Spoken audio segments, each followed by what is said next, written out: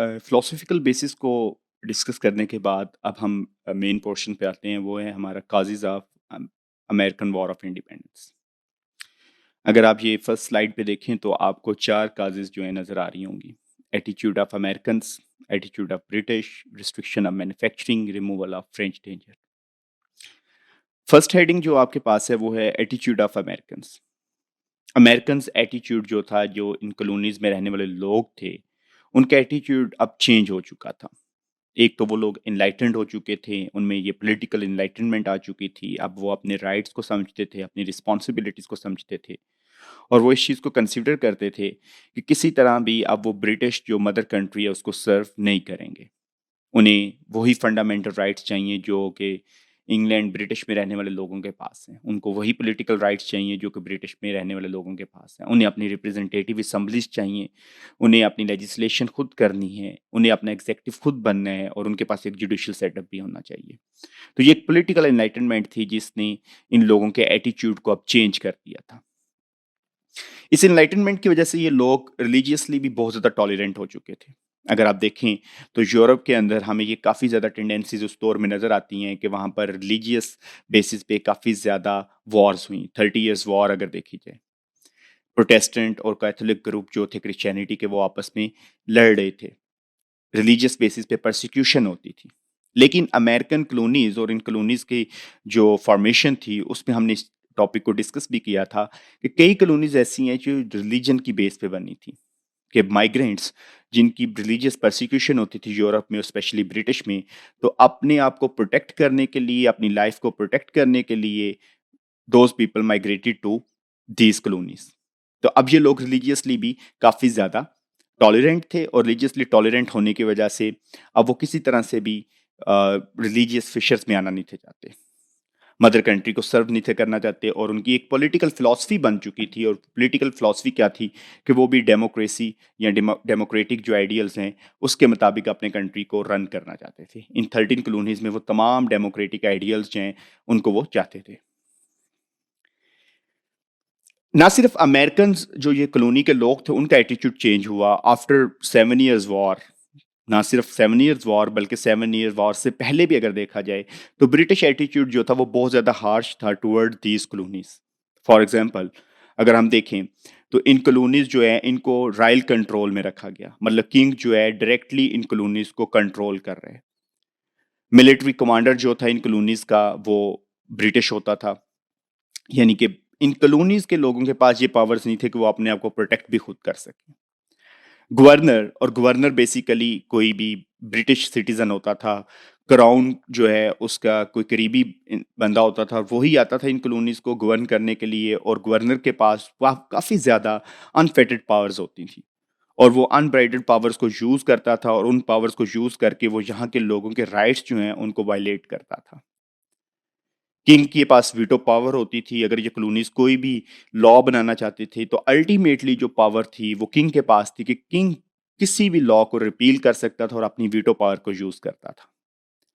और एक कौंसल थी जिसे प्रेवी कौंसल कहती थी, वो भी ब्रिटिश के अंदर होती थी, और उस कौंसल का काम क्या होता था कि अपनी कॉलोनी जो है उनके कॉन्स्टिट्यूशनल मैटर्स को देखना।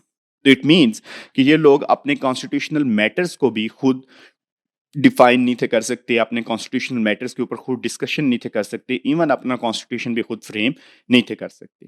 हर चीज इनके पास इंपोर्टेड होती थी जो कि ब्रिटिश क्राउन की तरफ से आई होती थी। तो ये ब्रिटिश का जो एटीट्यूड था वो काफी ज्यादा हार्श था टुवर्ड दीज कॉलोनीज। आगे आपको इसकी काफी ज्यादा एग्जांपल्स भी नजर आएंगी। Let's suppose restriction of manufacturing, ये भी एक काज बनी कि कई चीज़ों जो की मैन्युफैक्चरिंग जो थी, जो ये कॉलोनीज कर सकती थी, उनको रिस्ट्रिक्ट किया गया था। For example hat act, iron act और वूलन एक्ट। ये वो एक्ट थे जिनके मुताबिक इन कॉलोनीज को रोका गया था कि ना तो ये हैट बना सकते हैं, ना ही ये आयरन और जो है उससे आयरन को एक्सट्रैक्ट कर सकते हैं, ना ही ये वूलन की मैन्युफैक्चरिंग कर सकते हैं, मुख्तलिफ वूलन की प्रोडक्ट्स को। उसके पीछे रीज़न क्या थी?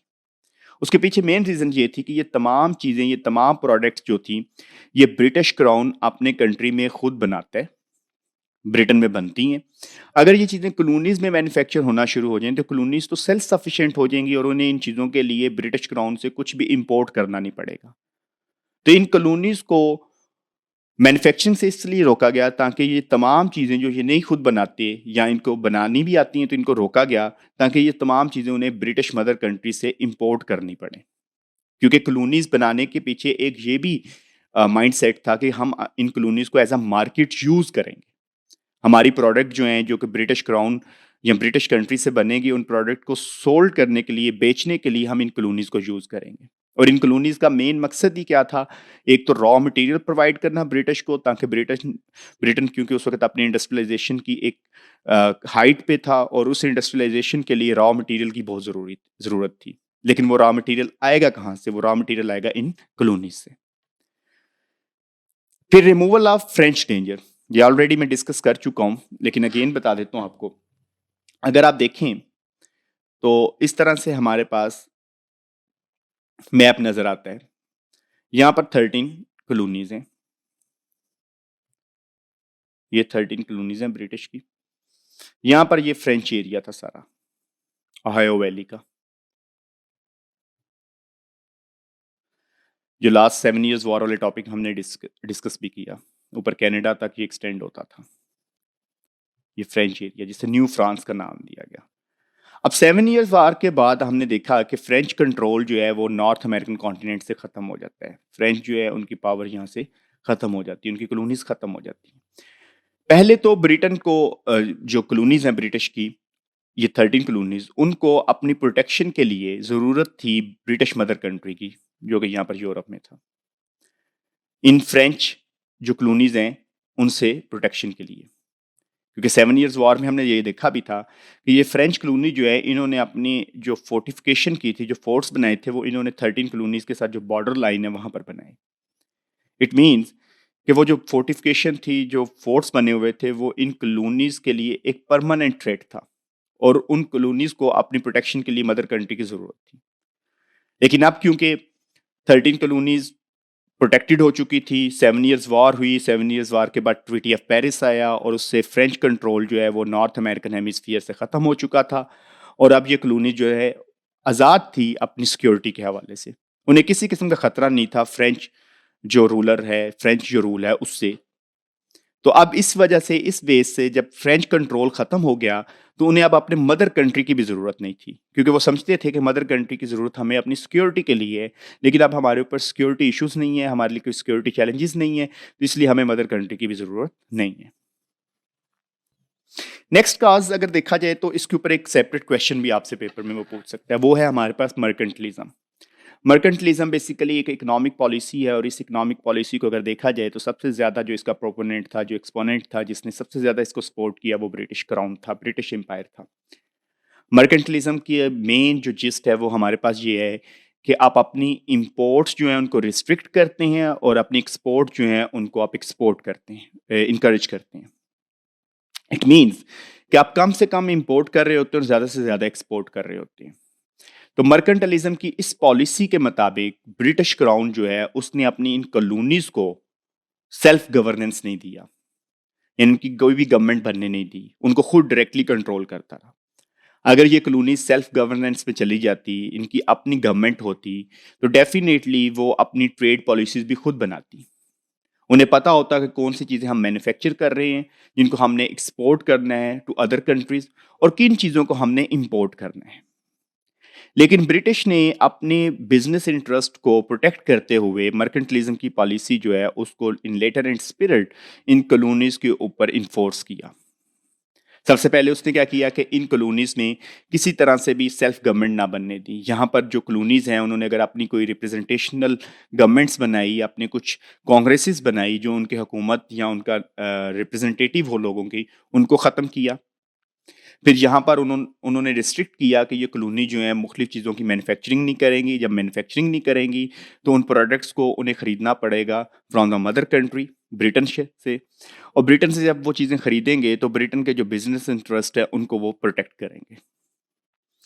और इसी मर्केंटलिज्म की पॉलिसी के मुताबिक ब्रिटिश क्राउन ने एक अपना थीम बना लिया था कि these colonists are bound to serve mother country, कि ये कॉलोनिस्ट जो हैं ये सिर्फ मदर कंट्री को सर्व करने के लिए हैं। अब ये जो मर्केंटलिज्म की एक इकोनॉमिक पॉलिसी थी, इसके मुताबिक ब्रिटिश क्राउन ने मुख्तलिफ किस्म के एक्ट जो हैं वो पास करवाए और इन एक्ट्स को इम्प्लीमेंट किया अपनी इन 13 कॉलोनीज में। अब वो एक्ट्स कौन से हैं? फॉर एग्जाम्पल फर्स्ट एक्ट है वो है नेविगेशन एक्ट। अब ये नेविगेशन एक्ट हमारे पास क्या एक्ट है? नेविगेशन एक्ट के मुताबिक अगर इन 13 कॉलोनीज में से कोई भी शिप इनके पोर्ट पे आती है तो उसके लिए जरूरी है कि वो शिप ब्रिटिश ओन्ड हो। मींस कि उस शिप के ऊपर ब्रिटिश का फ्लैग भी होना चाहिए और उस शिप का जितना भी क्रू स्टाफ है वो भी सारा ब्रिटिश होना चाहिए। ये उन्होंने नेविगेशन एक्ट जो 6051 में पास हुआ उसमें इस चीज को फाइनलाइज कर दिया कि ये हर हाल पे होना चाहिए। अब इस चीज को अगर देखा जाए तो क्या आपको लगता है कि कोई और जो यूरोपियन कंट्री था वो इन 13 कॉलोनीज के साथ ट्रेड कर सकता था? डेफिनेटली नहीं कर सकता, क्योंकि ये उन्होंने नेविगेशन एक्ट में एक चीज क्वाइन कर दी थी कि हर हाल में शिप जो भी आएगी वो ब्रिटिश ओन्ड होनी चाहिए और ब्रिटिश जो क्राउन है उसका वो एक रिप्रेजेंटेटिव होगा, तो वो शिप इन कॉलोनीज के साथ ट्रेडिंग कर सकती हैं या इनकी पोर्ट पे आ सकती हैं। सेकंड, जो मर्केंटलिज्म की पॉलिसी में उन्होंने पॉइंट जो एक्ट पास किया वो 6060 में हुआ। 1660 में वो है इनोमरेटेड एक्ट। इनोमरेटेड एक्ट में क्या किया कि उन्होंने डिफरेंट चीज़ें जो है उनके ऊपर एक्सपोर्ट पे बैन लगाया कि ये चीज़ें, ये 13 कॉलोनी जो है वो एक्सपोर्ट नहीं कर सकती ना मदर कंट्री को ना दूसरे कंट्रीज को। मतलब अगर वो बना तो रही हैं, एक्सपोर्ट अगर वो दूसरे कंट्रीज को नहीं करेंगी तो उनको बिजनेस फायदा नहीं होगा, मतलब उनको ट्रेडिंग में फायदा नहीं होगा। तो ट्रेड मुकम्मल तौर पर इन कॉलोनीज की इन्होंने खत्म की हुई थी। फिर स्टेपल एक्ट पास हुआ 1663 में। इस एक्ट के मुताबिक क्या था कि कोई भी यूरोपियन कंट्री दूसरा, चाहे वो फ्रांस है, स्पेन है, अगर वो इन 13 कॉलोनीज के अंदर अपनी कोई चीज़ एक्सपोर्ट करना चाहता है, कोई भी चीज़ अगर लाना चाहता है इनको 13 कॉलोनीज में कोई चीज़ इंपोर्ट करना चाहता है, तो उसके लिए ज़रूरी है कि वो सबसे पहले अपनी शिप को ब्रिटिश जो पोर्ट है, जो इंग्लिश पोर्ट है, वहाँ पर उसको लेकर आएंगे। इंग्लिश पोर्ट पे वो एक ड्यूटी पे करेंगे, टैक्स पे करेंगे, तो उसके बाद वो उन प्रोडक्ट्स को, उन शिप्स को ले जा सकते हैं इन 13 कॉलोनीज में। अब इससे क्या हो रहा था कि इन 13 कॉलोनीज के जो ट्रेड रिलेशंस थे वो ऑब्सोलीट होते जा रहे थे with other European countries. It means कि मुकम्मल जो ट्रेडिंग हेजमोनिक एक डिज़ाइन था वो किसकी साइड से था? ब्रिटिश की वजह से। और वो अपने ट्रेड हेजमनी जो है वो उसे हर लिहाज से इंटेक्ट करना चाहते थे इन 13 कॉलोनीज में। नेक्स्ट ड्यूटी एक्ट पास हुआ। ड्यूटी एक्ट में क्या था कि आपने कस्टम ड्यूटीज भी पे करनी है और एक किस्म का टैक्स जो नेट है उसको बढ़ाया गया। इन्फोर्समेंट एक्ट था। इन्फोर्समेंट एक्ट क्यों आया? कि क्योंकि जब आपकी ट्रेड पॉलिसी नहीं है, इन कॉलोनीज को रिस्ट्रिक्ट किया गया है कि ये ट्रेड नहीं कर सकते किसी भी दूसरे कंट्री के साथ, तो उन्होंने स्मगलिंग करना शुरू कर दी। स्मगलिंग के लिए उन्होंने अपनी शिप्स यूज करना शुरू की। तो अब ब्रिटिश ने इन्फोर्समेंट एक्ट 1996 जो पास किया उसके मुताबिक स्मगलिंग को भी रोका गया और स्मगलिंग के साथ साथ उन्होंने तमाम कॉलोनियल शिप्स जो है उनकी रजिस्ट्रेशन कर दी। फिर मॉलेसीज एक्ट पास हुआ। मॉलेसीज एक्ट अगर देखा जाए तो काफी ज्यादा शुगर और विस्की जो है वो बनती थी इन 13 कॉलोनीज में। अगर इन 13 कॉलोनीज को हम देखें तो इस तरह से ये 13 कॉलोनीज हमें नजर आ रही हैं। तो इनकी जो वेस्टर्न साइड पे, इस तरफ नॉर्थ वेस्टर्न साइड पे इंडियन ट्राइब्स रहते थे। तो इन कॉलोनीज में पेंसिल्वेनिया जो बेसिकली जो कॉलोनी थी, पेंसिल्वेनिया में विस्की बनती थी, विस्की की मैन्युफैक्चरिंग होती थी।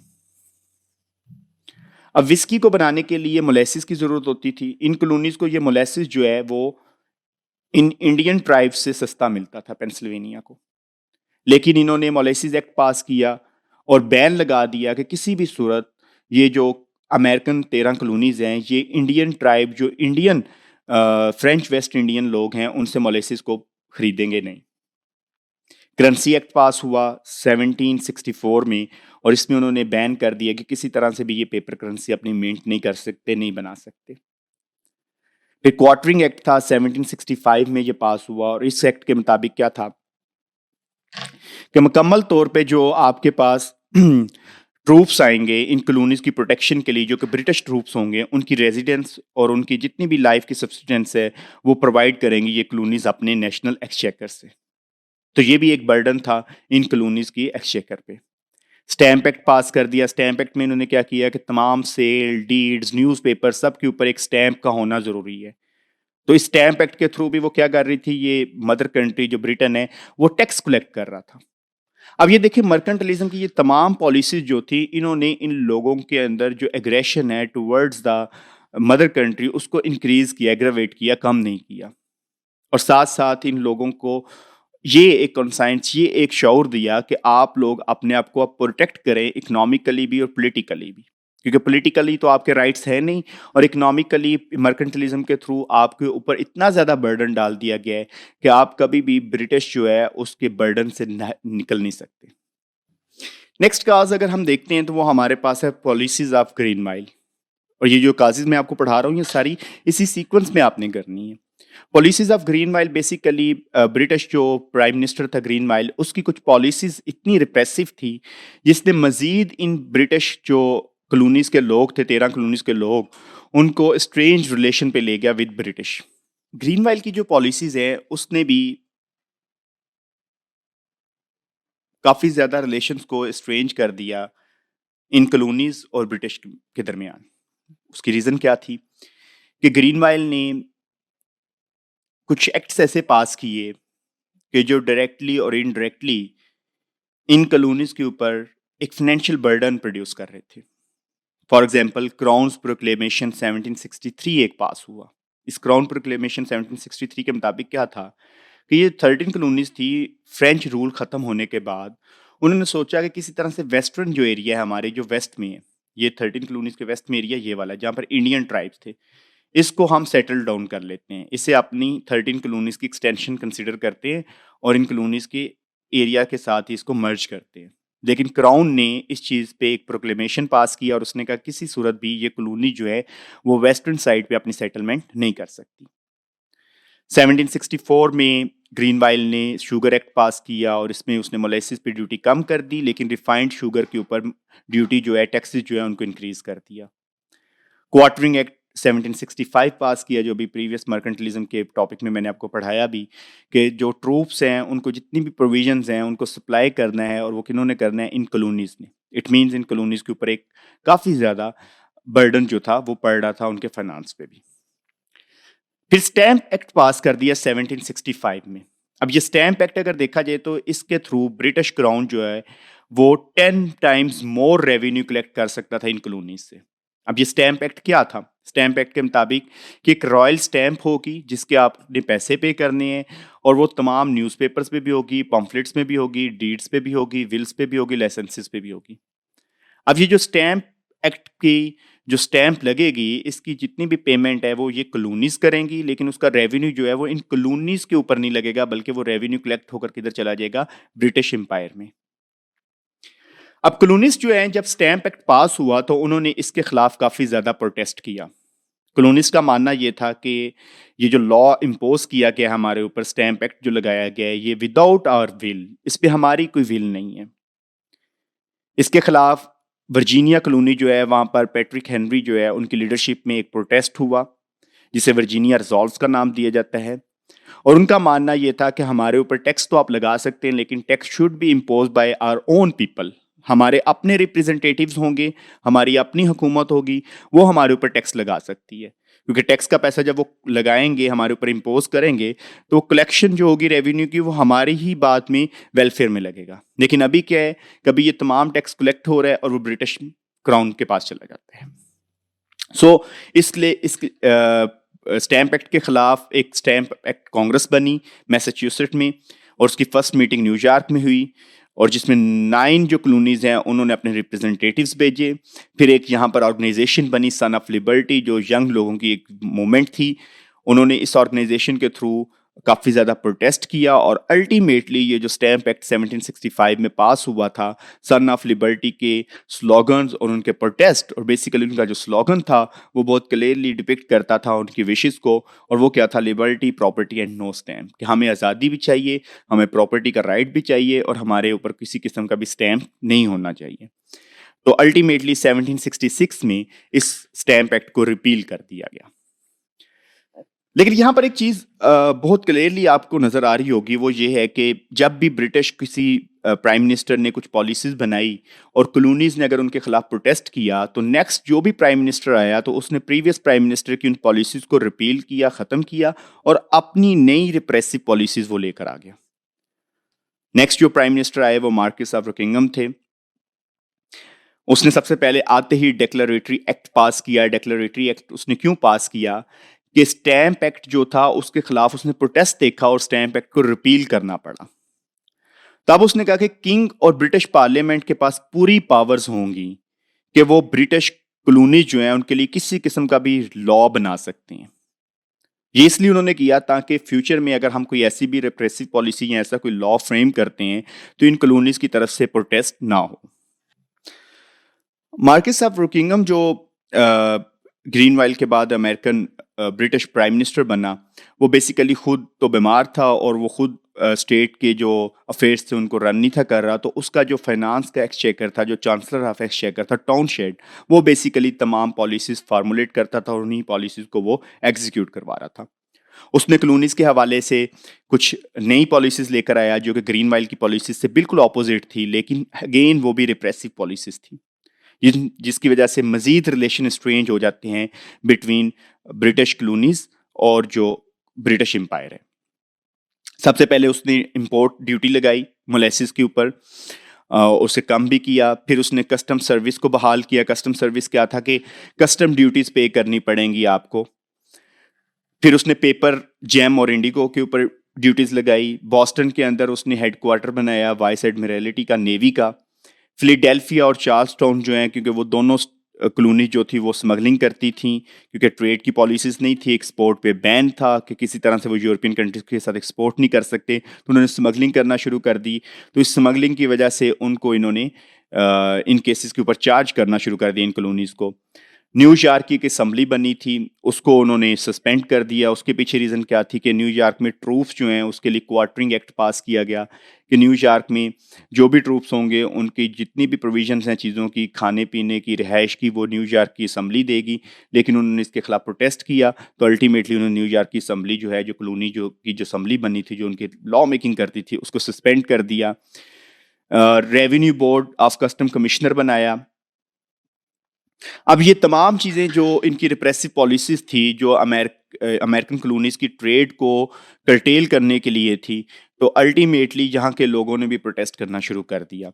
तो यहाँ पर जो फर्स्ट रेजिस्टेंस हमें नज़र आती है सैमुअल एडम्स है। सैमुअल एडम ने एक सर्कुलर लेटर लिखा और सर्कुलर लेटर में उसका जो टाइटल था वो ये था, infringement of their natural and constitutional rights. यानी कि जो अमेरिकन कॉलोनीज के लोग हैं उनके फंडामेंटल जो राइट्स हैं, जो related to their constitutional rights भी हैं, उनको इन्फ्रिंज कर रहा है ब्रिटिश क्राउन।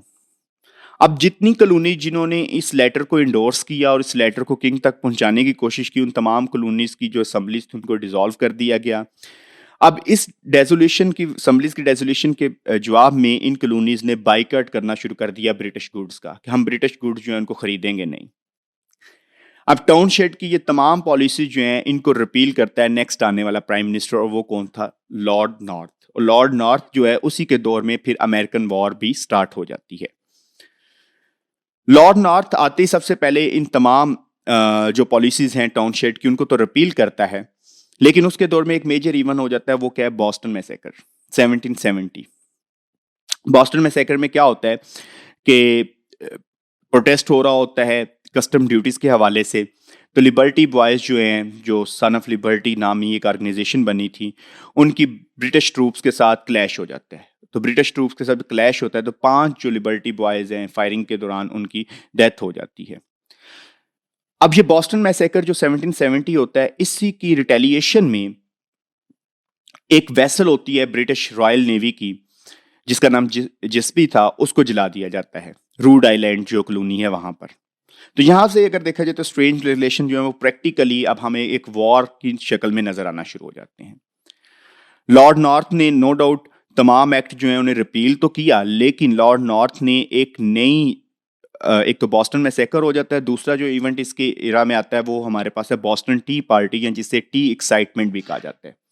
अब बॉस्टन टी पार्टी या टी एक्साइटमेंट क्या चीज है कि ईस्ट इंडिया कंपनी जो कि सब कॉन्टिनेंट में थी और पूरी दुनिया में भी वो अपना बिजनेस कर रही थी, वो बैंकरप्ट हो जाती है।